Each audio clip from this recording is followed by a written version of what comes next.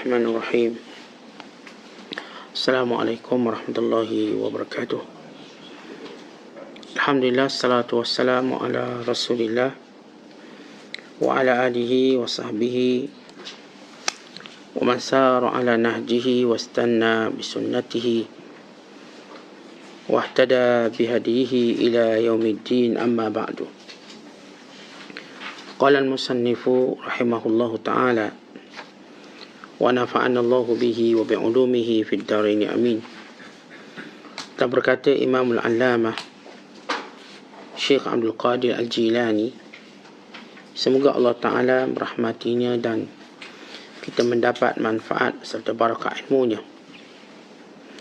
Apabila meningkat darjat seorang hamba itu daripada Islam kepada iman, kemudian daripada iman kepada yakin, lalu daripada yakin kepada makrifat, dari makrifat kepada ilmu, daripada ilmu kepada mahabbah, yakni kecintaan, daripada cinta kepada yang dicintai,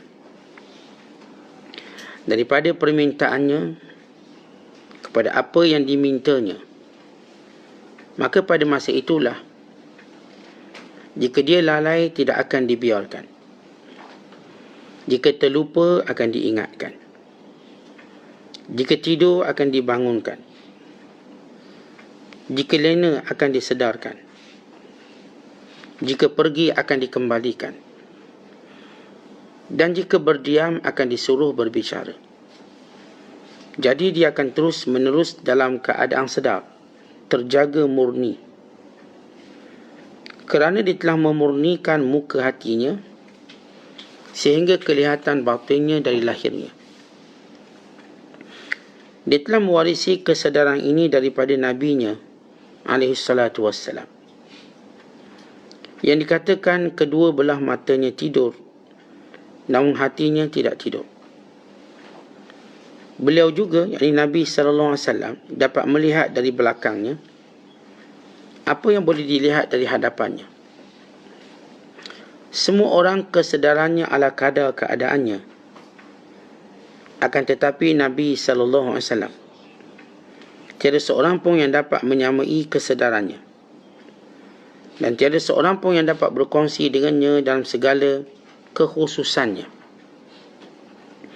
Namun para abdal dan para wali dari umatnya masih dapat mengecap sisa-sisa makan minumnya. Mereka mampu memberikan setitik dari lautan makam-makamnya dan sedebu dari bukit keramatnya. Kerana mereka itu para warisnya, yakni waris Nabi, waris Nabi-Nabi, dan orang yang berpegang teguh dengan agama yang diajarkannya. Mereka lah orang-orang yang membantu agama itu, memimpin manusia kepadanya, yang menyebarkan ilmunya.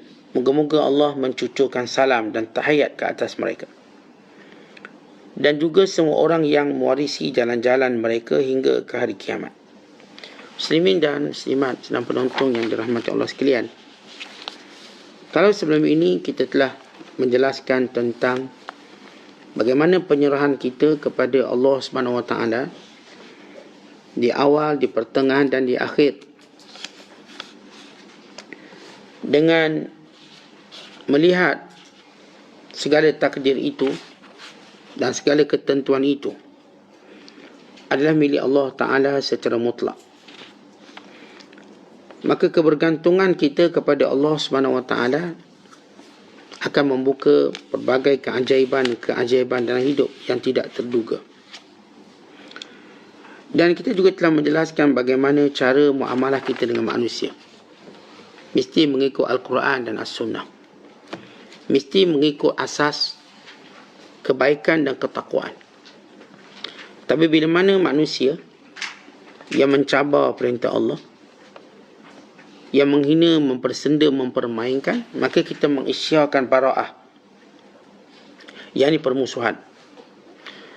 Kemudian Syekh Abdul Qadir menyebut tentang bagaimana setiap manusia itu akan senantiasa mendaki darjat.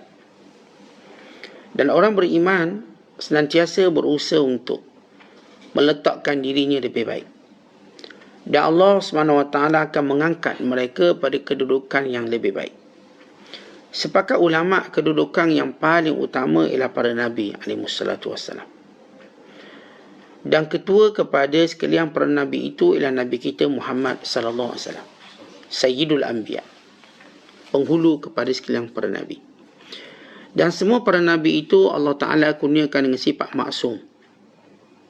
Maksum bukan sekadar memberi maksud terpelihara daripada dosa, kecil maupun besar.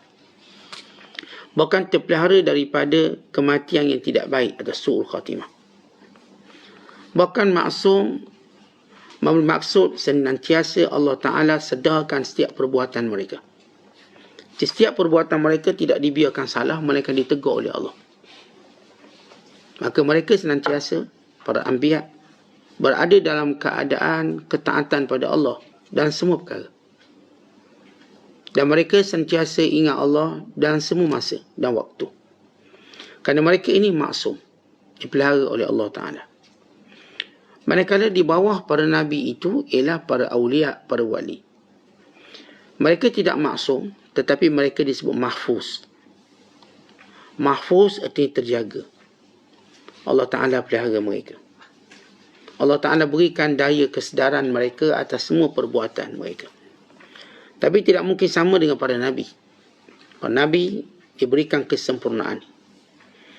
Mereka melihat di hadapan sama sebagaimana mereka melihat belakang. Nabi SAW menyatakan, aku dapat tengok belakang aku sama macam aku tengok depan. Maka ini tahap penjagaan Allah Ta'ala pada baginda SAW. Kalau kita orang jelek belakang, kita dah tak nampak. Kita orang hina belakang, kita tak nampak. Rasulullah nampak. Diberikan penglihatan belakang sebagaimana depan. Untuk tidak ada yang boleh menghina Rasulullah sewenang-wenangnya. Kerana itu bila Rasulullah solat, di belakang sahabat yang buat salah, Nabi boleh tegur sebab Nabi melihatnya. Melalui penglihatan panca indera belakang Rasulullah. Ini khususiat baginda. Dan Rasulullah SAW bila tidur, Nabi sentiasa sedar. Walaupun zahirnya tidur, tapi Nabi sedar. Yang ini hatinya sedar. Sebab itu para Rasul tidak mengigau. Nabi Muhammad SAW secara khusus tak akan mengigau. Kerana tidurnya dalam keadaan jaga. Yang ini terpelihara. Dia bukan macam kita tidur, kita di luar kawalan. Sebab apa? Hati kita turut hanyut. Tapi para Nabi tidak. Hati mereka kekal. Tenang dengan Allah SWT. Jadi kita nak sebut tingkat-tingkat yang perlu kita lalui. Bermula daripada Islam. Yang merupakan bermula kemuliaan seorang manusia. Allah Ta'ala berfirman, "Faman yuridillahu an yahdiyahu yashrah sadrahu lil Islam."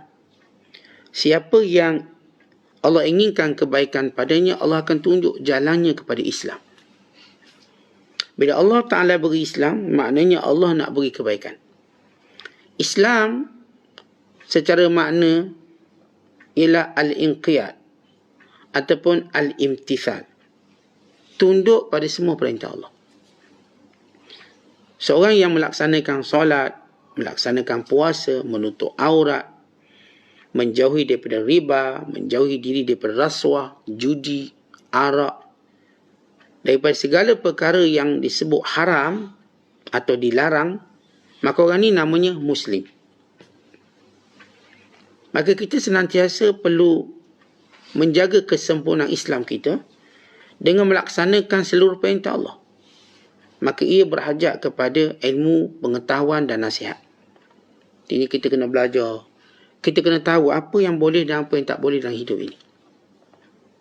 Ketika mana kita makan, apa yang boleh kita makan, apa yang tak boleh kita makan. Maka itu ialah Islam. Ketika mana kita bekerja, kita tahu apa yang boleh kita kerja, apa yang tak boleh kita kerja. Maka seorang bila minta kerja, dia tahu ni bukan pekerjaan yang dibenarkan dalam Islam. Kerja apa? Dribble, lori arak. Kalau betul dia orang Islam, dia tak ambil. Ya, kadang-kadang ada orang Islam yang menjadi rebel pada lori-lori arak. Ada sebahagian mereka dan kita mengenali mereka terjebak dengan pekerjaan-pekerjaan yang haram begini. Ada orang Islam yang kerjanya menjual arak di tempat-tempat, di mall dan sebagainya. Maka dia telah merosakkan Islam sendiri. Permulaan Islam kita ialah mencari segala tuntutan Allah yang bersifat perintah dan larangan. Itu permulaan Islam kita. Sebab itu dalam kita didik anak-anak kita, ajar perkara yang boleh, ajar perkara yang tak boleh. Anak-anak ni dia tak akan jadi beriman, dia cuma Islam dulu. Dia belum naik tingkat dia. Maka dalam tahap kanak-kanak, bermula baligh mereka, bermula mumayyiz mereka. Pada usia 7 tahun, sebagaimana disebut oleh Imam Asy-Syafi'i rahimahullah. Maka bermula kita beritahu apa yang boleh, apa yang tak boleh. Kita sedang membina Islam dia. Cakap, abang yang ni tak boleh, abang kena tutup aurat. Dulu kita biar je dia telanjang bogel. Kan kita mula ajar dia tutup aurat. Kita mula ajar dia bila tidur, bila mandi tutup bilik air. Jangan sampai terdedah aurat. Maka kita sedang melengkapkan Islam dia. Kita beritahu dia, abang lelaki jangan pakai emas, jangan pakai perhiasan wanita. Kakak jangan buka tudung. Maka ini Islam yang kita lengkapkan berupa apa? Hukum hakam. Baik, selepas sempurna hukum hakam, maka datang peringkat kedua, namanya iman. Tentang apa maksud iman? Itu percaya. Percaya ini menjadikan kita dapat pahala. Percaya ini yang menjadikan kita bahagia. Percaya ini yang akan menjadikan kita dilapangkan dalam kubur, bercahaya dalam kubur. Percaya. Dan kita sebut iman ialah rukun percaya. Sebab itu bila disebut rukun iman, percaya kepada Allah. Yang beriman kepada Allah. Beriman kepada Nabi-Nabi. Percaya kepada Nabi-Nabi. Maka ia percaya. Belief. Apa maksud percaya? Kalau orang bawa maklumat lain pada itu, kita akan menolaknya. Kita berkata, Allah Tuhan kita. Maka iman kita. Siapa yang cuba datangkan yang lain sebagai Tuhan, kita tolak. Kerana yang sebenarnya Allah, dialah satu-satunya Tuhan kita yang esa. Dan tentang Nabi-Nabi dan tentang hari kiamat. Kalau orang kata tak ada kiamat, kita kata tak, kiamat ada. Umpama kita macam umpama orang hafal sipir. Bila disebut 2 campur 2, kita akan kata 4. Kalau orang cuba datangkan jawapan 5, 6, kita akan tolak. Siapa pun dia. Maka ini bermula makna iman. Iman kita kepada Allah. Orang yang membawa maklumat lain pada itu, kita akan tolak.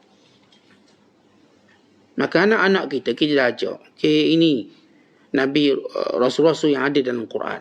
Berapa? 25 orang. Kau kata je 26, budak kata salah. Ustaz saya kata 25. Maka ini dinamakan iman. Percaya. Dalam proses iman kepada Allah, siapa pun yang bawa berlainan, dia akan tolak. Kita kata ada azab kubur, dia kata tak ada, kita akan tolak.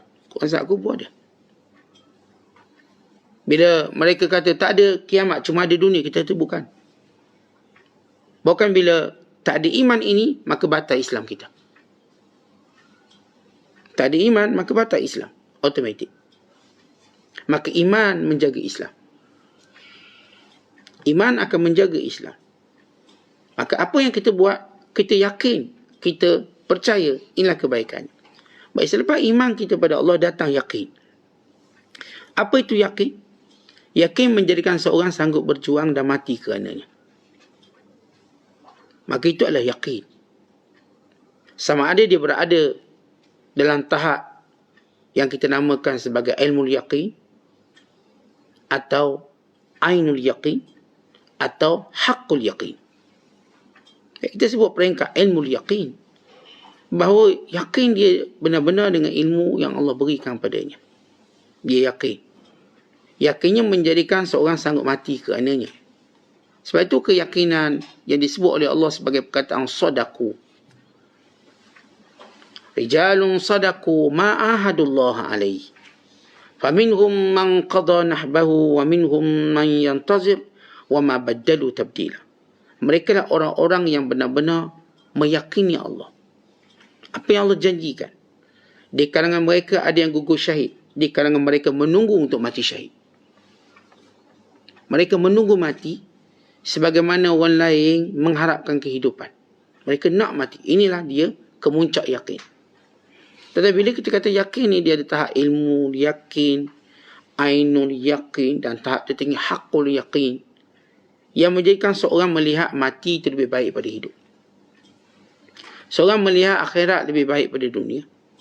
Seorang menjadikan semua keutamaan dalam kehidupannya ialah pada perintah Allah. Maka orang dah tahap sampai yakin. Kalau kita tengok seorang, dia letakkan semua perintah Allah, mendahului semua perintah-perintah dan mendahului semua perkara-perkara yang berkaitan hawa nafsu, dia ialah ahli yakin. Sebab ahli yakin, dia akan buat satu prioriti, keutamaan. Tuan-tuan, bila kita tahu ada orang depan kita ni, dia ada kelebihan berbanding orang lain, menjadikan kita akan memulihkan dia lebih pada orang lain. Dan kita tak peduli apa orang cakap. Sebab kita tahu dia ni ada kelebihan. Ini ada kemuliaan. Maka ini kita namakan sebagai tahap yakin. Bila seorang berada pada tahap yakin, dia akan bagi prioriti. Duit dia, dia nak belanja, nak makan, dia nak sedekah. Yakin dia, maka dia beri sedekah. Ini peringkat yakin.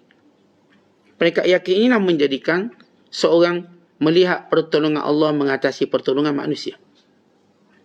Melihat kurnia Allah mengatasi kurnia manusia.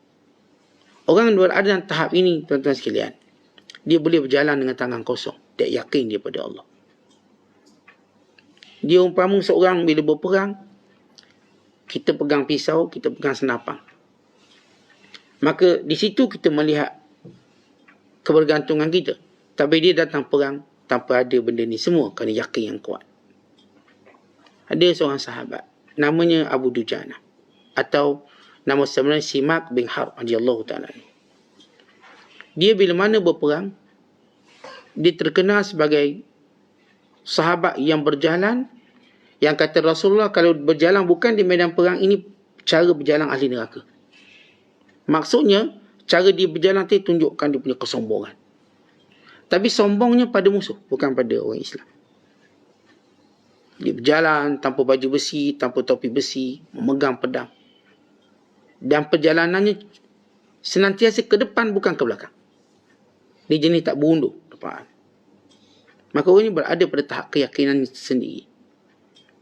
Baik orang yang yakin, tuan-tuan sekian kita sebut. Bukan kita maksudnya meninggalkan ikhtiar. Kita menyebut sebahagian sifat mereka. Dan bukan juga kita maksudkan kalau orang ikhtiar dia tak yakin ke. Ya, dia juga dalam keyakinan. Cuma kadang-kadang kita bila nak zahirkan tentang yakin tadi dalam pemahaman, kita pun tunjuk contoh macam ni. Dia benar ada orang yang pegang senjata, namun keyakinan mengatasi yang tak pegang senjata. Benar. Tapi untuk kita beri faham apa itu yakin, yang menjadikan dia letak prioriti pada setiap perkara perintah Allah SWT, dan menjadikan dia melihat apa yang berada di tangan Allah lebih diyakini daripada apa yang berada di tangan manusia. Dia lebih yakin. Maka ini golongan-golongan ahli yakin. Golongan inilah yang dikatakan bila dia membaca Al-Quran, dia ada gunung ganang dengan penuh keyakinan, maka akan hancur gunung ganang. Golongan inilah yang berjalan di atas air dengan yakin kepada Allah. Yakin. Maka mereka berjalan. Dalam satu peperangan, bila para sahabat melihat di hadapannya ada air yang menghalang mereka dalam perang Qadisiyah, seorang berkata, yakin pada Allah, siru ala barakatillah. Ini syiar yang masyhur. Bergeraklah dengan keberkatan dari Allah. Lalu semua mengharungi sungai tadi tanpa tenggelam dengan kenderaan masing-masing. Keyakinan mereka. Keyakinan ini menjadikan Rom dan Parsi menjadi gerun. Sebab Rom dan Parsi, dia bukan lawan dengan orang yang gagah, bukan lawan dengan orang lengkap senjata, tapi dia lawan dengan orang yang yakin. Maka kalah Rom dan Parsi kerana menentang orang-orang yang punya keyakinan. Level confident yang luar biasa. Dia bukan confident kosong. Kita kadang-kadang kita tengok orang ni, dia confident. Tapi confident dia kosong. Hanya keberanian kosong semata-mata. Dia akan binasa. Ini level confident meletakkan pergantungan pada Allah, yang mengatakan kalau Allah tidak izin berlaku, dia tak akan berlaku. Maka mereka bergerak dengan keyakinan ini. Sebab itu kekalahan Rom dan Parsi kerana melawan orang yakin. Dia bukan melawan tentera yang lebih banyak pada mereka. Bukan lawan tentera yang lebih bersenjata daripada mereka. Mereka melawan orang yang yakin, yang melihat kematian itu lebih baik pada kehidupan. Sebab itu kata seorang pemimpin Islam ketika mana berhadapan dengan bala tentera Parsi, mereka mengatakan, kami bawa tentera yang mencintai kematian sebagaimana kamu cintai kehidupan. Kamu lawan tentera yang cinta mati. Kamu cinta hidup. Sebab bila orang tu yakin, maka dia mencintai kehidupan akhirat lebih pada dunia. Baik, ini ahlu yaqin dan tahap-tahapnya. Kemudian bila dah yakin, dia akan pergi pada makrifat. Baik, bila kita sebut makrifat yang telah kita nyatakan sebelum ini, dalam tahap Islam, kita kata dia buat semua perintah Allah dan dia mempelajari apa yang menjadi hukum Allah, apa yang menjadi larangan Allah. Itu tahap Islam. Tapi tahap makrifat ini, kata ulama', dia akan jadi apa? Pertama, an yakunal abdu faqihan fi awamirillah wa nawahi, wa an yakunu faqihan fi qada'ihi wa qadrihi, wa an yakunu faqihan fi asma'ihi wa sifatihi, wa fi ahkamihi syar'iyyati wa ahkamil kauniyyati al-qadariyati. Apa maksud? Baik, bila orang sampai tahap makrifat, waktu itu dia memahami setiap perintah Allah dan larangan. Islam ialah dia tahu perintah dan larangan. Dia tahu. Tapi kalau orang berada pada makrifat, dia memahami perintah Allah. Apa maksud faham perintah Allah? Tuan-tuan, dia tahu tujuan sembahyang mencegah diri daripada maksiat. Kita tahu sembahyang dengan maksud Zuhur 4, Asar 4, Maghrib 3. Kita tahu kalau buat salah ni kena sujud sahwi, kalau buat salah ni tak perlu sujud sahwi, buat ini batal. Kita tahu secara rukun dan syarat. Tapi ahli makrifat, dia mengetahui tujuan solat. Apa tujuan solat? Menjauhkan diri daripada maksiat. Kalau dia dapati diri masih cenderung maksiat, dalam keadaan dia buat solat, dia tahu solatnya ada masalah. Kita cuma tahu perkara yang kita buat ni batal solat. Tapi kita tidak mengetahui bahawa solat kita ini memang tak batal, tapi tidak berfungsi. Sebab sehakikat solat mencegah daripada maksiat. Tapi kita solat tapi maksiat tak cegah kita. Kita tak mampu menjadikan solat itu mencegah maksiat. Hanya diperoleh oleh ahli makrifat. Kita berpuasa. Puasa kita cuma ilmu kita tentang bila start, bila berakhir. Kalau tanya bila Ramadan, 3 bulan 4 Ramadan. Itu ilmu dan itu ialah pembuang Islam kita. Puasa tu apa? Puasa ni Ustaz tahan lapar daripada subuh sampai maghrib. Kalau buka puasa, macam mana cara? Sunat buka dengan kurma. Kita tahu ilmu. Tapi apa tujuan puasa? Tujuan puasa. Dan apakah kita dapat tujuan itu? Kita cuma habis puasa lalu kita seronok dengan raya. Tapi mereka tidak. Sebab itu bila Rasulullah kata, kam min sa'imin laisa lahu min siyamihi illa al-ju' wal 'atash. Wa kam min qa'imin laisa lahu min qiyamihi illa as-sahar. Ramai orang berpuasa cuma lapar dan dahaga. Dan ramai yang bangun qiyamul lail cuma dapat mengantuk sahaja. Mereka ahli makrifat mengetahui tujuan puasa apa dia? Melemahkan syahwat. Tujuan puasa untuk bertakwa. Tujuan puasa untuk menjadikan ketaatan itu lebih gembira daripada perkara keperluan diri sendiri. Akhir sebab itu lepas puasa mereka terus berpuasa. Mereka jadikan Ramadan untuk melatih diri mereka berpuasa pada hari-hari berikutnya. Kita Ramadan, lepas tu beraya. Kita pun nak beraya, sampailah puasa tahun depan pula. Maka ini orang-orang yang ahli makrifat. Dia ni faqih, faham setiap ibadat yang dilakukan untuk apa. Dia cukup tahu. Kenapa? Kerana itu tak ada orang boleh halang ibadat dia dengan apa cara sekalipun. Bila dia puasa, dia tahu kenapa dia puasa. Bila tutup aurat, dia tahu kenapa tutup aurat. Ada orang tuan-tuan, dia cuma faham tutup aurat. Akhirnya dia lupa maqasid, tujuan tutup aurat. Misal kata, seorang perempuan. Kalau kita tanya dia tutup aurat tu apa? Maksud tutup aurat, dia kata cuma menzahirkan muka dan tapak tangan. Itu je. Tetapi dia lupa dengan berpakaian demikian, atau even kalau dia memakai purdah, dia masih menjadi perhatian manusia. Kerana pada kalangan ahli makrifat, menutup aurat itu artinya tidak menjadikan manusia minat melihat mereka. Kalau dia perempuan, dengan pakaiannya menjadi lelaki tidak minat melihat dia.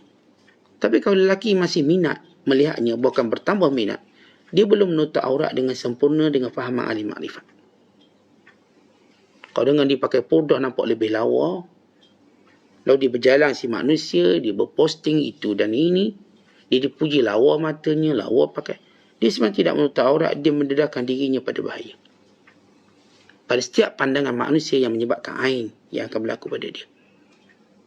Sebab itu ada orang kita nampak memang dia tutup aurat, tapi dia terlalu menonjol diri dia. Menonjol di si manusia. Maka lelaki-lelaki tetap menaruh perhatian pada dia. Maka sebenarnya dia belum menutup aurat dengan sempurna. Pada pandangan ahli makrifat. Ya, kita tak nafi secara hukum dia dah tutup aurat. Dia tak zahirkan rambut dan sebagainya. Tapi di sisi ahli makrifat, makna menutup aurat, kamu tidak menjadi perhatian orang.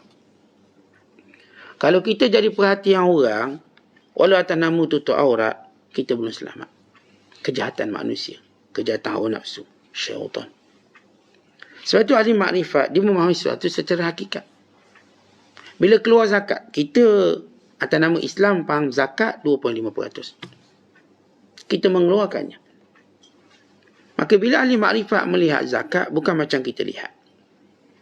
Kita dah, kalaulah duit kita 100,000, kita pun keluarlah zakat. Berapa? 2,500. 2.5. 2,500 kita keluarkan. Duit kita 1 juta, kita pun keluar 25,000 zakat. Lalu kita kata okey. Ya betul, kita dah okey. Kata Ibn Abbas radhiyallahu ta'ala anhumah, siapa yang sudah mengeluarkan zakat, maka tidak tercela lagi hartanya. Apa pun dia nak buat. Kau kata ni apa orang kaya tak tolong orang miskin. Yang di zakat tu apa? Itu tolong orang miskin lah tu. Bukan kadang untuk asnaf orang miskin. Mana kalau orang tu orang kaya, ini secara hukum. Kalau orang tu orang kaya, lepas dia keluar zakat, dia nak rumah besar, kereta besar, dia nak makan mewah, dia tidak dicela apa-apa. Tak ada orang boleh mencela dia. Kalau kata duit tu daripada makan banyak baik, beri pakai miskin. Salah ucapan itu. Sebab dia dah keluarkan zakat. Zakat yang Allah dah wajibkan. Dan dalam zakat tadi 2.5% daripada duit dia. Katakan kalau dia ada 2 juta, dia dah keluarkan 50,000, maka itulah bahagian fakir miskin. Dan dia tak dituntut dengan apa-apa lagi tuntutan. Kalau dia tak tolong dah, maka dia tak berdosa apa-apa sebab dia dah keluarkan zakat yang menjadi hak kepada para miskin, para fuqara dan semua orang termasuk asnaf. Jadi kalau dia nak makan, kita pun buat ilmu ayat bodoh kita. Ni duit ni kalau sedekah pakai miskin bagus. Tak, itu hak dia. Tak ada orang boleh mencela. Yang boleh mencela kita disebut salah atau betul ialah syarak. Orang ni dia tak dapat. Macam kita dia pun, jadi semua benda baik. Kita boleh beli rumah. Rumah ni baik beli yang murah-murah, sedekah pakai miskin. Semua akhirnya tak ada orang boleh menikmati apa yang dicarinya. Ini menjadikan manusia tak nak kaya. Kaya buat apa nanti kaya? Kena beri semua ke orang. Saya kena hidup cara miskin juga. Beli je kereta besar. Ni apa membazir beli kereta besar. Beli kecil je. Lebih tu sedekah. Maka ayat-ayat ini ayat-ayat yang orang cakap ni orang jahil hukum hakam. Kerana dalam sejarah sirah Nabi SAW, sahabat-sahabat kaya, Nabi tak tegur pun mereka yang beli baju mahal, rumah besar. Nabi tak kata kau jual baju mahal, sedekah pakai miskin. Nabi cuma tekankan zakat. Dah zakat, okey, kamu dah beri tuntutannya. Dah zakat, maka tak dicela apa-apa. Dia tak layak dicela apa-apa. Baik, bagi kita cakap secara hukum memang betul. Tapi ahli makrifat melihat sebaliknya. Melihat sebaliknya. Mereka patuh pada hukum. Tapi ini ahli makrifat, tuan-tuan, mereka lebih melihat pada dirinya bukan diri orang. Mereka bukan judge orang lain, mereka judge diri mereka. Sebab apa yang mereka lakukan tidak menjadi suatu compulsory atau ijbari pada orang lain. Tidak menjadi paksaan pada orang lain. Sebab mereka pada level mereka. Itu kita kena beza. Yang boleh jadi paksaan pada orang ialah hukum. Hukum, semua orang kena patuh hukum. Tapi bila masuk pada peringkat khususi, itu antara dia dengan Allah. Bila sebahagian mereka tak nak makan itu, tak nak makan ini antara dia dengan Allah tanpa dia melarang orang lain. Kalau dia cuba melarang orang lain, ini bukan ahli makrifat. Tentang kita, bila berada pada kedudukan istimewa, kita pun tak peduli orang lain. Sebab kita dah seronok dengan diri kita. Kita bergembira dengan keadaan kita. Kita naik kapal terbang, naik first class. Apa kita nak duduk orang yang duduk bawah belakang sekali? Kita dah sibuk menikmati apa yang berada di sekeliling kita. Umpama dia. Ahli makrifat ni, tuan-tuan sekalian, dia tak akan suruh orang buat macam dia. Tidak. Sebab dia berada dalam keistimewaan dia. Dia menikmati keistimewaan itu. Kerana itu, dia menjadikan kehidupan dia bergembira dengan qanaah dia, gembira dengan redha, bergembira dengan benda-benda yang tidak menjadi kegembiraan orang lain. Tuan-tuan umpama begini, kita nak terkenal di makrifat. Kita tengok budak-budak.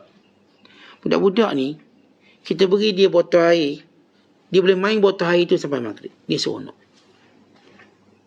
Dia tak perlu dah kita. Dia ambil botol air, dia main tegak-tegak, pagi sampai petang. Dia main baling-baling. Zaman kita kecil, beri je ring basikal. Ambil sebatang kayu, kita pun tolak rim tadi keliling kampung. Seronok kita. Baik, keseronokan tadi, kita tak suruh semua tolak rim tadi. Kita menikmati seorang kita. Tanpa kita kata, jom kita main pakat main. Tak ada. Itu terpulang nak main, dia main. Maka ini ahli makrifat. Dia berada dalam kepahamannya sendiri. Tapi kepahaman tadi dijaga oleh Allah. Sehingga dia berada pada keadaan tersebut. Dia nak orang-orang yang berzikir pada Allah sehingga dikatakan, dia anggap dia sebagai gila. Dia banyak berzikir pada Allah. Dia zikir banyak. Orang tengok dia seorang-seorang macam bercakap. Dia sedang berzikir. Kita kan kalau tengok seorang, duduk seorang-seorang bercakap, gila apa dia. Tapi dia bukan bercakap macam tu. Dia sedang berzikir. Subhanallah, subhanallah. Duduk seorang-seorang. Maka dia tak peduli apapun kalimah yang diberikan padanya. Maka ini ahli makrifat. Dia memahami tujuan perintah. Dia memahami tujuan larangan. Dia memahami tujuan qada dan qadar. Dia bila ada satu takdir pada dia tahu. Takdir itu lebih baik daripada apa yang dia nak. Ini ahli makrifat. Kita tuan-tuan, kalau dapat tu bagus, tapi nak macam mana, tak ada rezeki. Sebab kerana kita orang Islam, kita terima, redha. Kita tetap melihat, kalau saya dapat tu Ustaz, untung tu, tapi ialah bukan rezeki. Kita ngairkan, nampak ikan besar, putus. Allah, tu kalau dapat, beri ke lelaki, seminggu kita makan. Tapi ayatnya kalau dapat saja, kalau dapat. Tapi tak ada rezeki. Dikabur balik, tak ada rezeki. Kita redha lah. Tapi kalau dapat, mari ayat kalau dapat lagi. Kenapa? Dia masih lihat kalau dapat tu lebih baik. Ya, dia dah redha, dia okey. Tapi seperti ada ayat bayangan kalau dia dapat. Saya kalau dapat projek tu hari tu, masjid sebiji saya bina. Tapi tak ada rezeki. Itu namanya rezeki saya tak dapat. Tapi kalau dapat, ayatnya masih lagi. Mencintai, merinduinya. Kerana dia belum sampai kepada tahap makrifat. Kerana ahli makrifat tak, dia melihat, ni bagus. Kalau saya dapat bahaya tu. Bagus saya tak dapat. Dia melihat, bagus tak dapat. Yang Allah buat ni bagus pada dia. Ini ahli makrifat. Dia tidak merindui apa yang terlepas. Kita tuan-tuan orang macam saya, macam tuan-tuan. Bila kita redha dengan ketentuan Allah. Tapi datang perasaan kita, kalau lain pada tu rasa macam lebih bagus. Terasa macam lebih bagus. Kita duk teringat, hari ni kita kena kencing manis, darah tinggi. Teringat, silap lu makan gula banyak. Kau tak makan tak apa. Kalau saya dari dulu jaga, saya rasa tak kena macam ni lah. Tapi kita masih terus merindui kesilapan yang perlu kita perbetulkan. Tapi ahli makrifat tidak. Dia tidak melihat itu satu kesilapan. Tapi dia melihat apa yang Allah nak beri hari ini ialah satu kemuliaan dia. Satu kemuliaan. Dengan sebab ini dia ingat Allah. Dengan sebab ini dia ingat mati. Dengan sebab ini tahu dunia sementara. Maka apa yang dia dapat, lebih dia cintai daripada apa yang dia terlepas. Orang macam kita tuan-tuan, apa yang terlepas tu, kita rasa lebih kita cintai daripada apa yang kita dapat. Itu bila dapat rezeki sikit, muka ketak sikit. Yalah Ustaz, rezeki macam ni kita redha lah. Tapi muka dia tak senyum. Kan dia melihat kalau sebaliknya lebih baik. Dengan orang yang dapat, dia lihat, oh ini baik, maka dia senyum. Mereka mampu senyum dengan musibah yang hanya diterima orang secara hukum redha, tapi mereka menerima hukum senyum. Sebagaimana mereka mendapat satu hadiah. Baik, ini ahli makrifat. Dan mereka mengetahui nama Allah dan sifat Allah. Semua nama-nama Allah ni mereka tahu, mereka faham. Sebab Ar-Rahman, Tuhan yang Maha Pemurah. Maka menyebabkan mereka tidak meminta dengan makhluk. Kerana tahu Tuhan tu pemurah. Tentu kalau kita tahu seorang pemurah, kita tak perlukan orang lain. Cukup dengan dia. Apatah lagi dengan Allah. Ini ahli makrifat. Baik, selepas makrifat, sebab kita dah banyak cerita tentang makrifat sebelum ini. Selepas makrifat, dia pergi kepada satu tahap lagi, namanya ilmu. Baik, ilmu. Bukankah ilmu ini mukaddimah kepada makrifat? Baik, tuan-tuan, ilmu ni kita ada dua. Satu dipanggil ilmu muktasab, ilmu yang kita usaha untuk dapat. Yang kedua ialah ilmu yang Allah beri pada kita yang disebut sebagai ilmu laduni. Al-laduniyah. Ilmu yang disebut sebagai pemberian. Ada ilmu memang kita belajar lah, buka kitab fiqh, buka hadis, buka tafsir. Ini dipanggil ilmu muktasab yang kita usahakan. Allah berfirman dalam Quran dan surah Al-Baqarah ayat 282. Allah berfirman, kata Allah, fattaqullah wa yu'allimukumullah. Bertakwalah kepada Allah, Allah akan ajar kamu. Allah akan ajar, bukan kita belajar, Allah akan ajar. Maknanya apa? Ilmu laduni. Wa atainahu min ladunna ilma.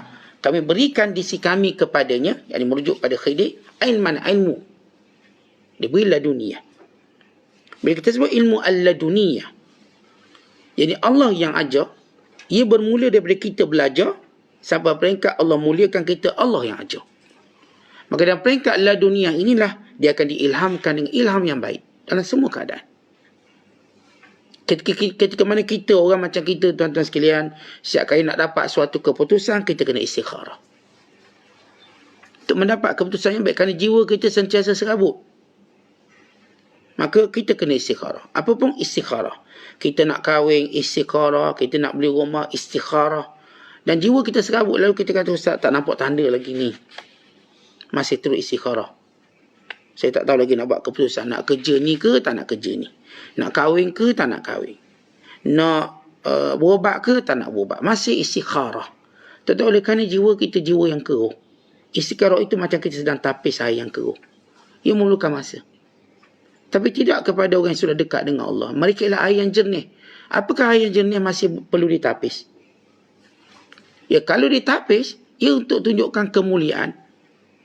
Bukan kerana keperluan. Istikharah mereka kerana mengikut sunnah Rasulullah. Walhal dalam jiwa mereka penuh kejernihan, setiap keputusan mereka itu betul. Tenang mereka. Maka sebab itu kita lihat orang-orang yang ilmu, yang Allah ajar, Allah sentiasa ilhamkan dengan ilham baik. Dia boleh buat keputusan cepat. Buat keputusan cepat, okey boleh. Okey tak boleh. Keputusannya cepat.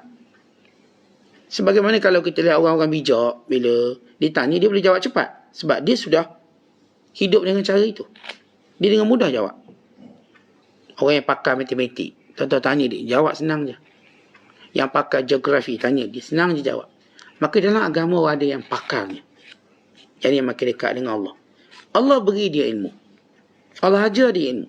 Sebab itu ilmu dia tak ada dalam kitab. Ilmu dia ialah bila kita duduk, kita dapat ilmu dia. Sebab itu Imam Ahmad, satu hari temang dia tegur Imam Ahmad. Sebab Imam Ahmad bin Hanbal duduk dalam majlis Imam Syafi'i. Imam Syafi'i mengajar. Mereka sedang memburu sanad hadis. Sanad ni ada dua, panggil sanad tinggi dan sanad rendah. Alin. Sanad tinggi maksudnya yang meriwayatkan hadis ini dekat dengan Rasulullah SAW. Katakan, dari dia kepada Rasulullah cuma ada 5 orang. Yang seorang lagi sanad dia, dari dia ke Rasulullah mungkin 7 orang. Maka yang 5 orang dipanggil sanad tinggi, dekat. Dia ambil daripada Tok Guru dia, Tok Guru dia ambil daripada atuk dia dia ambil daripada ayah dia ambil daripada Rasulullah. Kita panggil sanad. Dekat. Yang ni mungkin jauh lagi. Dia ambil daripada kawan dia ambil kawan dia, kawan dia ambil kawan dia, kawan dia ni ambil daripada ayah dia ambil daripada atuk dia ambil daripada Rasulullah. Ada 7, 8. Maka Imam Ahmad ketika mana memburu sanad tinggi. Sebab bila makin tinggi, makin diyakini. Tak, keyakinan tu tinggi. Tapi Imam Ahmad tak nak ikut. Ishaq Rahuyah. Kata Ishaq, Ahmad, kita datang ke Mekah untuk mencari sanad tinggi. Yang kamu duduk mengaji dengan budak muda tu kenapa? Imam Syafi'i muda waktu dia mengajar di Mekah. Dia bayangkan umur 15 tahun dia sudah memberi fatwa. Gurunya kata, sekarang boleh beri fatwa. Walau usia Imam Syafi'i 15 tahun. Kita sebut kata 3 lah. Dah beri fatwa.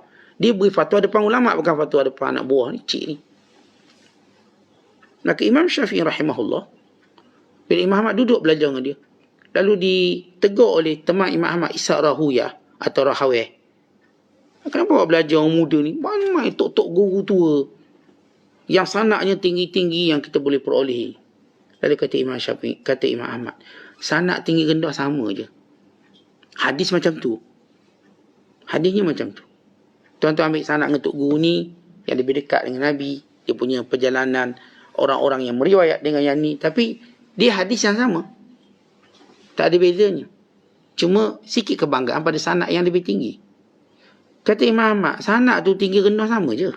Tetapi kalau aku terlepas akal orang ini, aku tak akan jumpa kat lain. Ini lain macam orang ni. Sebab itu Imam Ahmad, dia datang Mekah, dia dah duduk mengaji Imam Syafi'i. Dia kata orang ni, kalau aku terlepas akalnya, maka aku tak akan jumpa yang ni pada orang lain. Yang kita maksudkan ilmu ni tuan-tuan, orang ni, orang alim yang naik pada tingkat makrifat, dia bukan jenis ilmu yang kita boleh selongkar dalam kitab-kitab. Kerana Allah beri dia sesuatu yang lain pada yang lain. Dan ia dikenali oleh semua ahli ilmu. Lepas tu saya pernah tengok kalangan ulama' yang Allah beri dia ilmu laduni dalam satu forum. Walhal mereka dah forum dengan ramai ulama'.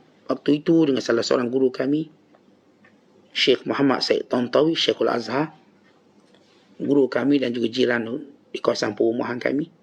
Kemudian Syekh Dr. Omar Hashim yang masih hidup, ketika itu menjabat jabatan ketua hadis di Universiti Al-Azhar. Kemudian guru kepada guru kami yang kita maksudkan ilmu laduni, itu Syekh Almarhum Mutawalli Asy'arawi. Tetapi bila dia cakap, dua orang ni tok guru besar ni, Syekh Muhammad Tantawi, Syekhul Azhar, ketua pada ulama' Universiti Azhar. Ini jawatan tertinggi.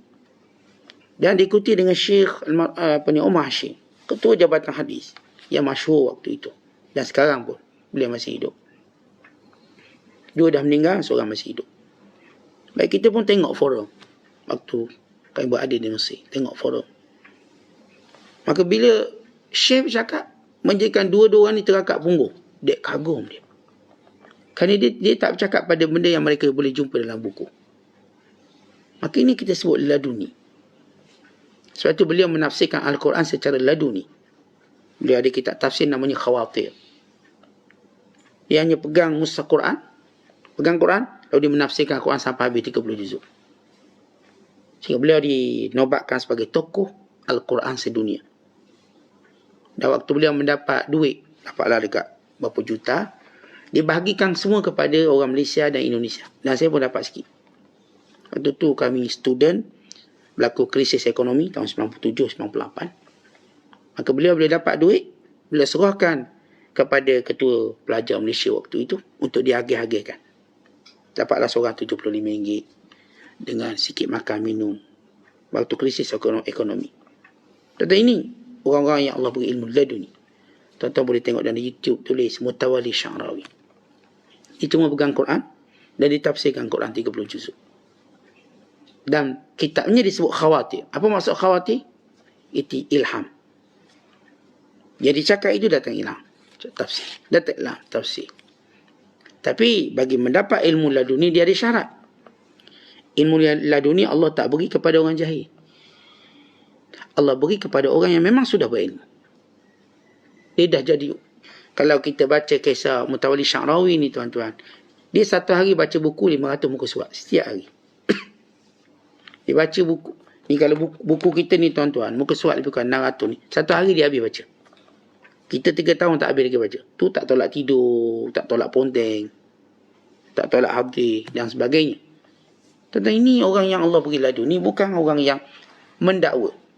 Duduk bawah pokok, saya ada ilmu laduni, kemudian mula mengarut cakap. Mereka dan dengan ilmu laduni, mereka tak langgar disiplin ilmu. Tetapi mereka akan mengindahkan lagi disiplin itu. Ini mengaku laduni duk langgar semua syariat. Kata sembahyang tak wajib lah, puasa tak wajib. Mula mendakwa-dakwi yang bukan-bukan. tanpa dalil dan tanpa rujukan, maka ini kebodohan. Nak kata laduni tapi ditunjukkan kebodohan yang jelas. Maka tahap lepas makrifat dia akan dapat ilmu. Yang dimaksudkan ilmu yang Allah ajar, bukan ilmu yang dia belajar.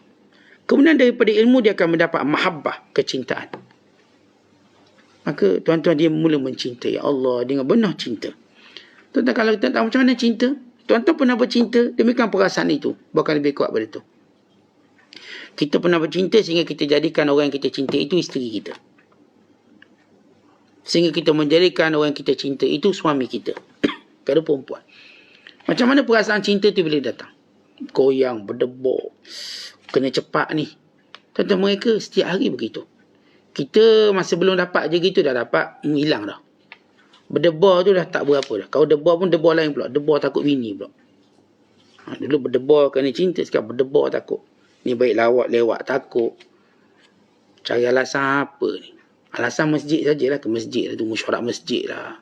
Tolong orang masjid. Jadi, perasaan mereka tu tuan-tuan setiap hari macam tu. Bayangkan orang bercinta setiap hari tentang perasaan tadi. Masya Allah, ini mahabbah.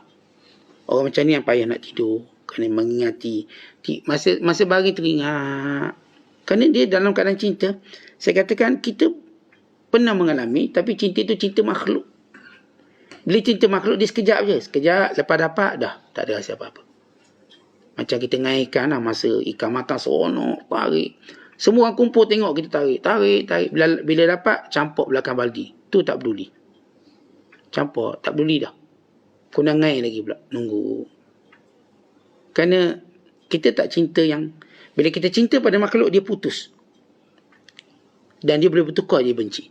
Tidak pada Allah. Bila orang tu cinta Allah, dia tak akan bertukar menjadi benci. Dia akan bertambah kuat cinta dia. Cinta kita pada makhluk, lama-lama kita tak suka. Tuan-tuan tengok kereta baru cintanya, saya nak beli. Mengigau ni. Dapat dah lama, tak suka kereta ni Ustaz. Kereta ni handling dia tak bagus. Kereta ni Ustaz, dia punya cornering dia tak bagus. Dia punya maintenance dia tak bagus. Kereta ni Ustaz, dia punya bulanan dia tak bagus. Lama-lama jual. Dulu mengigau nak dapat kereta. Sebab itu makhluk. Bila makhluk, bila tuan-tuan cinta, tuan-tuan akan jemu. Bila tuan-tuan cinta, tuan-tuan akan jadi benci.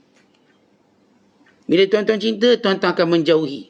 Dulu, ada seorang hamba Allah ni, kawan rapat saya lah. Dia ni masa sama-sama student. So, bila student ni perkara paling seronok buat kahwin. Kahwin masa student ni lain macam. Dia kahwin dah tua kereta ni lain. Kahwin masa student umur belasan tahun. Awal 20-an, Masya Allah. Dia punya teruja lain macam. Kita pun teruja tengok kawan kita kahwin. Datang rumah saya. Saya anak kahwin. Entah jangan harap dapat jumpa anak. Seminggu takkan jumpa. Seminggu. Kita dah bilang seminggu tak jumpa dia. Sebab seronok kahwin. Dia pun kahwin. 2 hari datang rumah dah. Kata seminggu. Boring lah kata. Boring. Dulu waktu dia cinta-cinta, seminggu nak melekat katanya.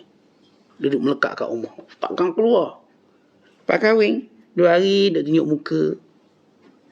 Datang rumah kita, duk teteh rumah kita, tanya lauk apa masak hari ni. Kan dah ada bini. Lihat, bila cinta pada makhluk, kita kata kita akan duduk dengan dia. Rupanya bila dah bersama, kita pun mula cemburu. Itu ada yang suami tak nak balik rumah. Tak balik rumah. Saat suami saya kalau balik 2 pagi, saat tengok bola kedai mamak. Dia tunggu saya tidur baru dia balik. Kenapa? Dia dah jemu dah tu. Dah masa anak 2, 3. Dia macam trauma pula kalau bini dia ajak tidur. Trauma dia. Akhirnya balik 2 pagi, tengok bola dulu. Masuk, tengok. Confirm bini tidur, baru dia tidur. Itu makhluk. Tentang ini kita cerita ni ialah benda berkait dengan makhluk. Sebab bila cinta pada makhluk, dia akan tahap menurunnya kadang-kadang terlalu drastik. Turun. Menjunam. Kadang-kadang ada orang jadi slow motion, slow. Ada orang cuba untuk maintain bentuk, jaga. Tapi cinta pada makhluk tak kuat sebenarnya. Tak kuat. Sebab makhluk ada perangai dia. Yang tak sesuai dengan perangai kita. Lalu kita akan clash. Imma kita clash betul-betul. Ataupun kita cuba pendam dia. Tak apalah. Saya tak nak gaduh dengan bini saya. Saya diam je. Dia cakap, biar dia cakap. Atau isteri kata, saya tak nak gaduh dengan suami. Saya diam je. Dia cakap apa, saya diam. Saya buat macam telinga kuali. Dengar. Sampai saya tertidur. Sebab Antara kita dengan makhluk kita ada benda yang kita akan bertentangan. Yang benda yang bertentangan itulah yang menyebabkan cinta kita menurun. Suami nak jalan, bini tak nak jalan. Isteri nak balik kampung, suami tak nak balik kampung. Dia sentiasa ada clash. Suami kita tak apalah. Tapi bukan sekarang nak balik, minggu depan lah. Masa lagi. Begitu hubungan dengan makhluk, sabar kita lebih menahan daripada perkara yang kita tak suka. Tapi tidak cinta pada Allah. Dia naik. Dia meningkat. Dia menjadikan yang kita suka itu ialah apa yang Allah suka. Bukan apa yang kita suka. Maka kita tak akan ada alasan dan cinta pada Allah. Orang sehebat mana pun cinta dia dengan makhluk, dia mesti ada alasan. Kalau isteri dia kata, bang, abang kan kata cinta pada saya. Ya. Kalau bawa saya pergi ke New Zealand boleh? Boleh, tak boleh. Tapi bukan sekarang lah abang sibuk. Nanti next week mungkin. Kita charter kapal terbang terus. Tapi dia tetap sebut penangguhan. Tapi orang yang cinta pada Allah, dia tak ada tangguh. Dia tak akan kata next week. Dia tak akan kata sanah ligai. Orang Arab kata sanah ligai, tahun akan datang. Ataupun sanah muqabilah dalam bahasa Arab fusahanya, tahun akan datang. Kalau orang kampung cakap sanah ligai, nanimshi. Tahun depan kita pergi. Kita jalan. Dia akan ada penangguhan. Tapi kalau orang cinta pada Allah, dia tak ada penangguhan. Tetapi daripada cinta, akhirnya dia dicintai Allah. Tahap dia dicintai Allah. Tetapi bila dia dicintai Allah, maka dia akan dijaga oleh Allah dan dia sentiasa berada dalam keadaan sedar. Artinya orang ni tak boleh syaitan nak usik dia. Tak boleh syaitan nak goda dia. Tak boleh syaitan nak sesatkan dia. Dan syaitan berkata, illa ibadaka minhumul mukhlasin. Aku tak boleh sesatkan hamba-hambamu yang ikhlas di kalangan mereka. Akhirnya mereka sentiasa terjaga. Namun bila kita sebut mereka terjaga mereka tidaklah sebagaimana para Nabi terjaga. Para Nabi terjaga pada tahap paling maksimum. Tapi mereka mendapat tempias-tempiasnya. Mereka para wali, para abdah mendapat jejak-jejak langkah para Nabi. Ini supaya kita tahu tuan-tuan, sehebat mana pun wali, dia tak boleh mengatasi Nabi dan Rasul. Tak boleh. Macam mana pun kita kata hebat wali ni ada, dia sempadan dia ialah bila masuk perkataan nubuwah, maka berakhir dia punya kedudukan. Dia ialah wilayah, sempadan dia ialah nubuwah. Bila perkataan nubuwah, maka dia terhalang di situ. Nubuwah ini ialah makhluk-makhluk Allah yang terpilih, yang berada pada sifat luar biasa, khususiat mereka, yang tidak boleh ditandingi oleh mana-mana orang. Kenapa Allah jadikan golongan ini tak boleh ditandingi? Dipilih oleh Allah Ta'ala supaya setiap orang mengetahui, dan setiap perkara dia ada peraturan. Dia ada peraturan. Dia tidak boleh melanggar peraturan. Maka para Nabi alaihissalam berada dalam peraturan Allah. Maka seorang manusia tidak boleh pun mendakwa saya lebih mulia pada Nabi. Supaya nanti tidak akan berlaku pencerobohan syariat. Maka Allah Ta'ala letakkan pada Nabi dan Rasul dan syariat yang sempurna. Maka ditamatkan era kenabian. Diutuskan Nabi terakhir Nabi Muhammad SAW. Maka selepas era itu ialah era para awliya, para wali dan para ulama yang akan berhenti pada sempadan itu. Bagaimanapun kamu nak bercakap sesuatu, kamu tidak boleh melepasi hukum hakam yang telah ditentukan, yang telah digariskan, yang dia telah ditunjukkan oleh para Nabi. Walau bagaimana kamu nak tunjuk contoh kamu tidak boleh mengatasi contoh Nabi SAW. Bagaimanapun kamu nak tunjuk kefahaman kamu tidak boleh melewati kefahaman para Nabi. Maka di situ tidak akan berlaku gulu, melampau dalam agama. Dan Nabi menyebut, iyyakum wal ghuluwa fid din. Jauhilah kamu daripada sifat melampau dalam agama. Bila ada beberapa orang sahabat cuba ingin mengatasi Nabi, maka Nabi mencela mereka. Bila mereka jumpa isteri-isteri Nabi, tanya apakah ibadat Rasulullah. Maka mereka nampak Nabi ibadat taklah banyak sangat. Lalu mereka berkata, saya akan puasa, tak akan berbuka. Yang seorang lagi berkata, saya akan kahwin, saya akan bujang, tak akan kahwin. Yang seorang lagi berkata, saya akan qiyam mulai, tak akan tidur. Dia cuba melewati sempadan. Lalu Rasulullah kata, mana orang yang cakap macam tu? Yang kata nak bujang tak nak kahwin. Yang kata nak puasa tak nak buka. Yang kata nak qiyam tak nak tidur. Aku kahwin, kata Rasulullah. Aku qiyam dan aku tidur. Aku berpuasa dan aku makan. Siapa yang benci cara aku, sunnah aku, dia bukan umat aku. Maka akhirnya kesempadanan itu diketahui. Sebab itu tuan-tuan kita kena tahu, wali, para ulama, walau bagaimana hebat, mereka tertunduk di bawah syariat. Akhirnya kita dengan mudah mengenali wali palsu. Yang ngaku wali tak makrifat, kemudian tak nak semayang, tak nak puasa. Mekah pun tak nak pergi. Kita tak pergi Mekah. Masjid pun tak nak pergi. Kenapa tak pergi masjid? Sebab ada jarak sah, kita tak pergi masjid. Jarak sah benda. Jemaah pun tak nak pergi. Tuan-tuan dia lupa. Jarak sah ni bukan hukumnya wajib. Maksudnya, merapatkan sah bukan wajib. Tak ada ulama pun sebut, kalau tak rapat sah batas semayang. Tak ada seorang pun. Mereka orang yang bodoh cakap demikian. Seorang kalau dia solat Jumaat, dia jarakkan sah, solat ni tetap sah.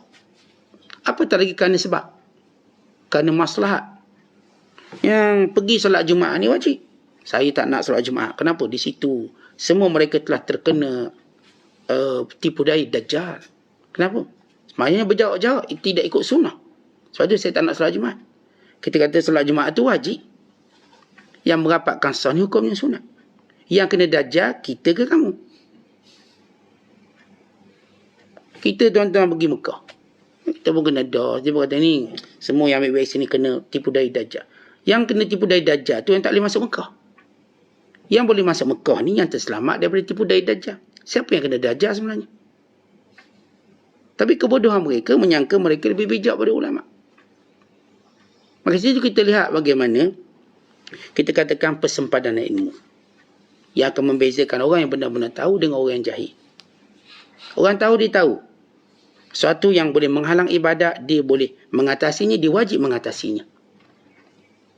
Dia tak boleh bagi tak nak orang, tak kita nak tu tak boleh. Dia tak buat ikhtiar apa-apa, maka dia akan menanggung dosa. Dia tak pergi Jumaat 3 kali, Allah tutup pintu hati dia. Hanya alasan sah tak rapat, hanya alasan kena vaksin, saya tak nak pergi.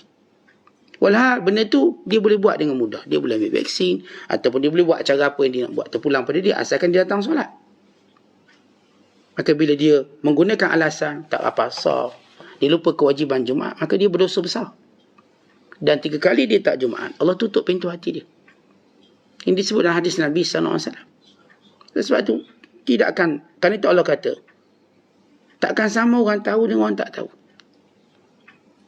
Qul hal yastawi alladhina ya'lamuna wal ladhina la ya'lamun. Katakanlah, apakah sama orang tahu dengan orang tak tahu? Orang tak tahu dia cakap ikut dang dia je. Orang tahu dia bercakap, dia ada bukti dia. Buktinya Allah Ta'ala tetap memanggilnya dalam beribadat pada Allah. Tidak ada sesuatu pun yang boleh menghalang dia beribadat kepada Allah. Sebab itu kita kena alert. Sesuatu yang boleh menghalang kita beribadat, kita kena atasi benda itu. Kalau kita tidak atasinya, kitalah yang sedang diperkudakan oleh Dajjal. Kalau sebut agenda Dajjal lah. Kita mesti mengatasinya. Tak ada orang boleh menghalang kita. Kamu berilah 100 sebab, kami akan mengatasi sebab itu dengan mudah. Supaya kami tetap dekat dengan Allah. Dan kami tetap mengabdikan diri kepada Allah SWT. Nak cerita mati, semua mati. Tapi mati kami dalam taat. Dan mati kamu dalam mencari alasan untuk tidak mau taat. Kalau anda kata, yelah, awak 5 tahun mati, tak apa, mati saya pun tak kisah 5 tahun. 2 tahun saya tak kisah. Asalkan saya mati dalam taat kepada Allah. Tuan-tuan, kita tahu bagaimana kita nak beri perhujahan dan alasan yang betul dari sudut syariat. Bukan dengan orang yang saya katakan atas kejahilan mereka bercakap seperti mereka ahli. Walhal mereka jauh daripada ilmu dan hakikat yang sebenar. Wallahu bisawab. Assalamualaikum warahmatullahi wabarakatuh.